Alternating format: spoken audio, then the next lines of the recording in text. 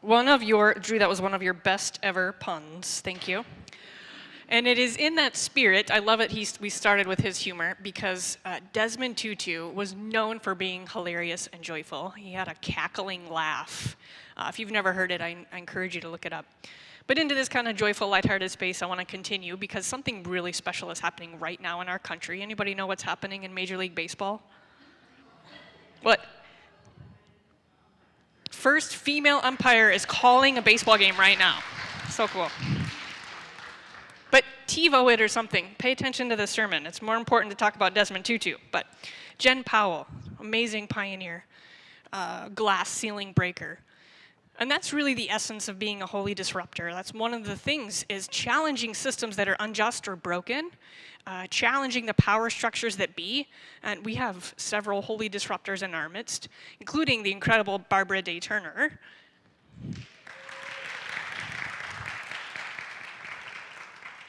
An incredible woman and glass ceiling breaker for female conducting in music, a truth teller, an honest person. She is a rock on our staff here at Prince of Peace.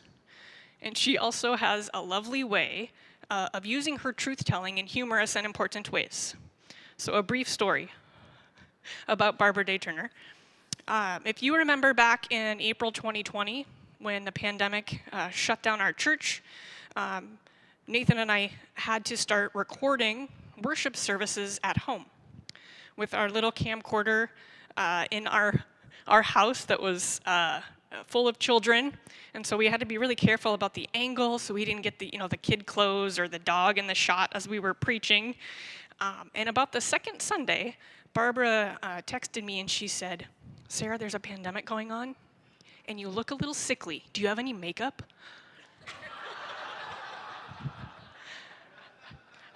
And I said, "No, I don't actually." And she said, "I'll send you some."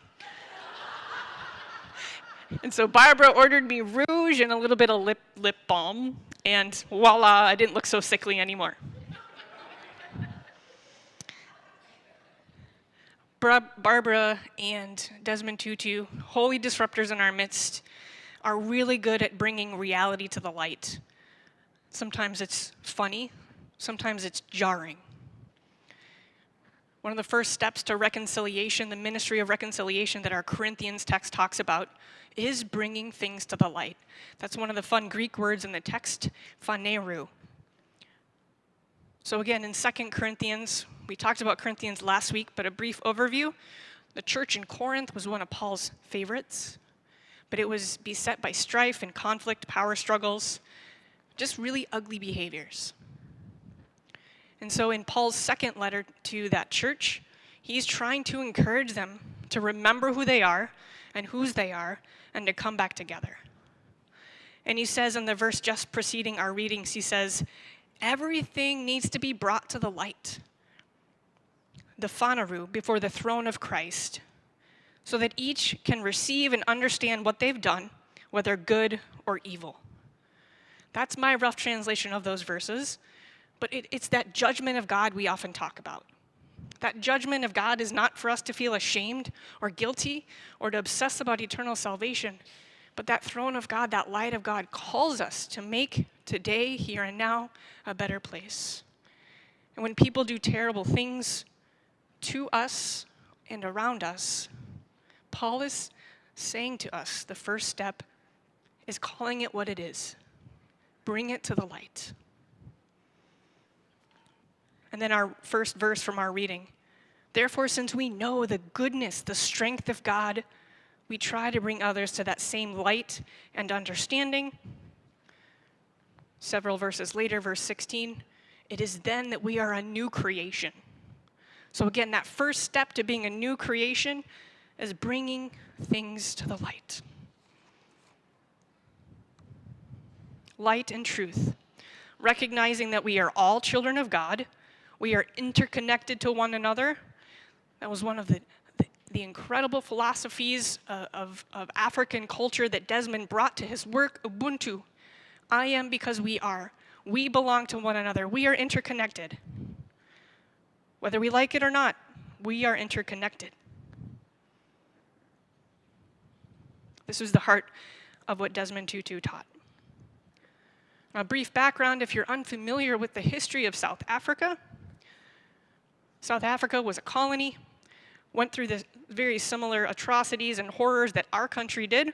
The indigenous blacks were driven out as colonial powers came down, wanted to use South Africa, which is on the very tip of the country, as a stopover to refuel their ships. Eventually, the Brits took it over, and eventually, diamonds and expensive minerals were discovered. So while the colonial powers were coming in, the black indigenous people were driven away from the resource-rich areas. In addition, black slaves were brought in from other parts of the country.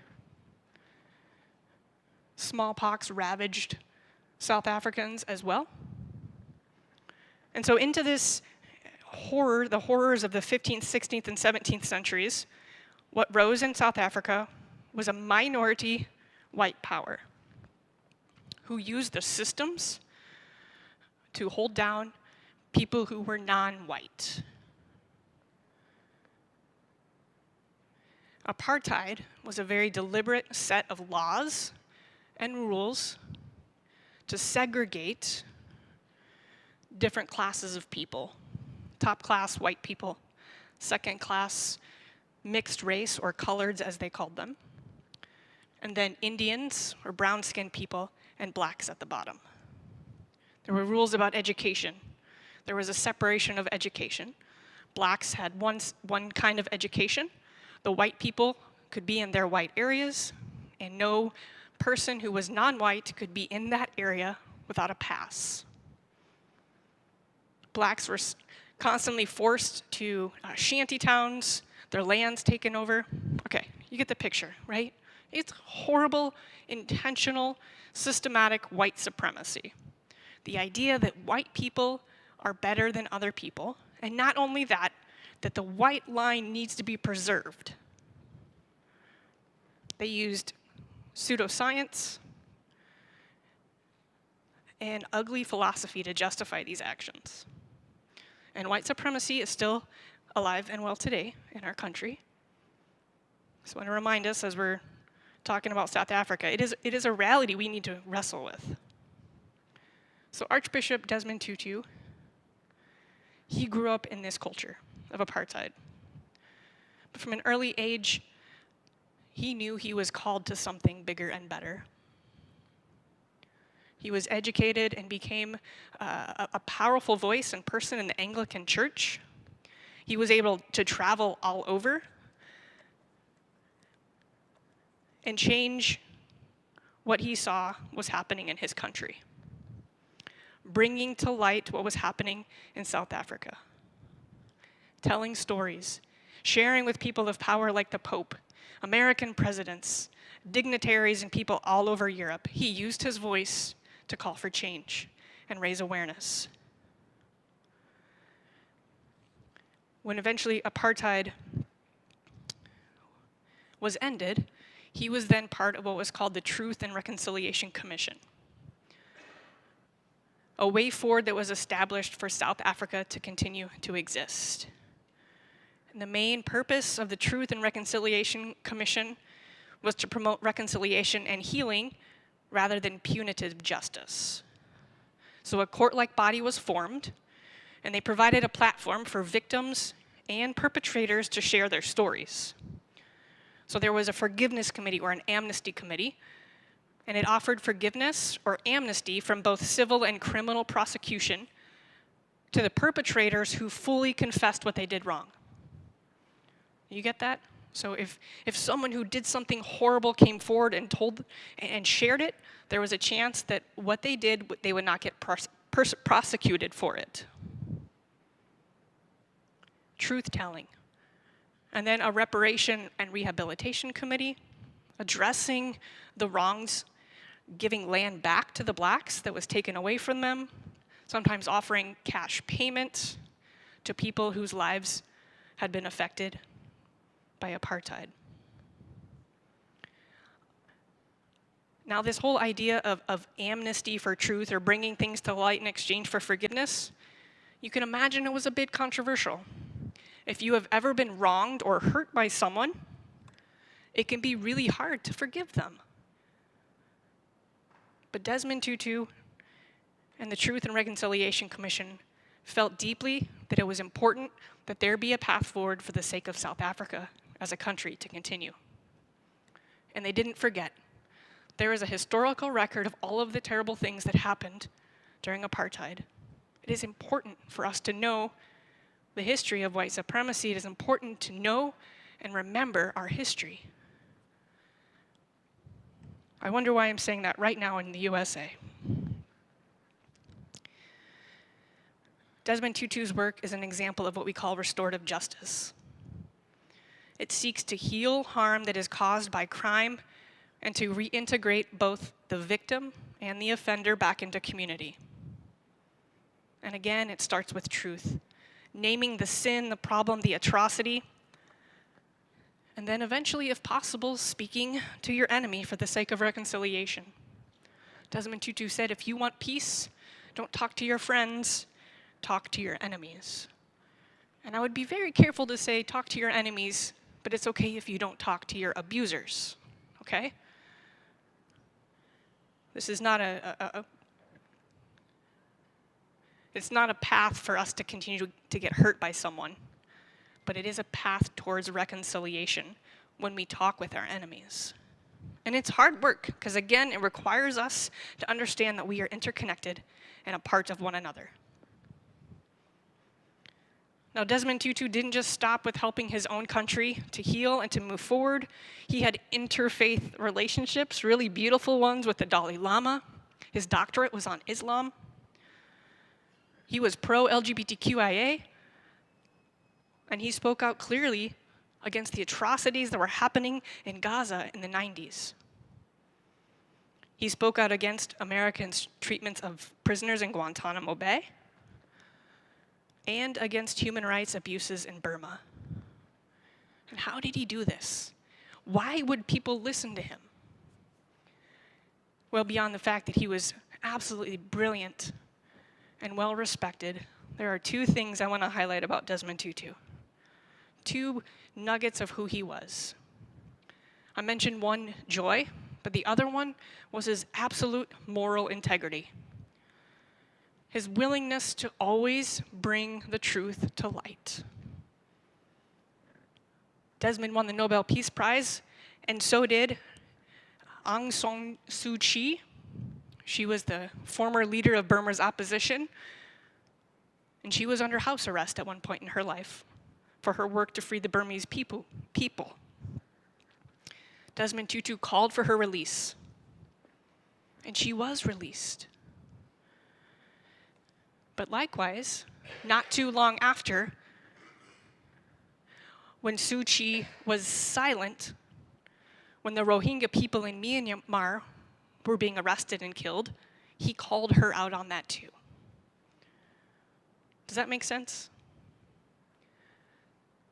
Bringing things to the light. Moral integrity is what Desmond Tutu had. And his joy. There's an incredible story of when he was mediating conflicts that were happening during apartheid, right? Because he was living in South Africa when the police were acting foolishly, when they were killing people. And he was in a meeting with a police chief. And that police chief was a burly Afrikaner, a strong, tough white man. And he was trying to intimidate Tutu, who was a smaller, kind of diminutive man. And the chief said to Desmond, you know, you are not as powerful as you think you are. You don't have an army, you don't have a navy, and you don't have an air force. And Desmond Tutu, with a twinkle in his eye, looked at the man and said, you are quite right. But I do have a God who is on our side. And you know something? He's a much bigger fellow than you are. I love this story of being able to call things what it is, but do it in a joyful way. Because that joy means that the relationship still exists and can exist. I'm convinced that moral integrity and humor are two ways that we move forward as a country. Of course, bringing things to the light, but maintaining our moral integrity, calling things what they are.